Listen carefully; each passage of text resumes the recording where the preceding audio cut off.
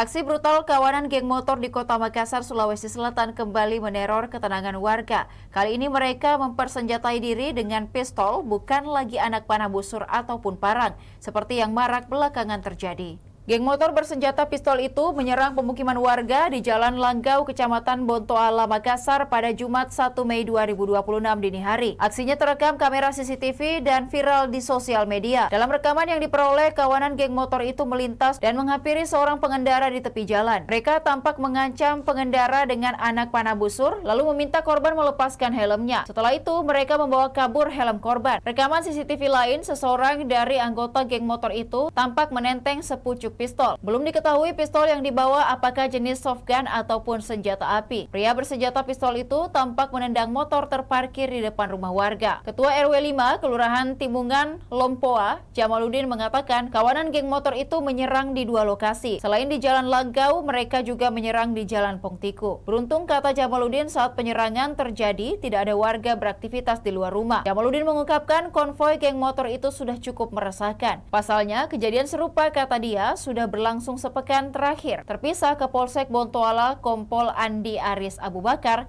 mengatakan sementara menyelidiki kasus penyerangan geng motor itu. Andi Aris tak menapik pelaku yang membawa senjata jenis pistol, namun menurutnya pistol itu jenis soft gun. Dari identifikasi sementara polisi, Andi Aris berkata pelaku diperkirakan berjumlah 20 orang. Demikian Tribun Timur Hot News kali ini. Saksikan berita menarik lainnya hanya di kanal YouTube dan Facebook Tribun Timur.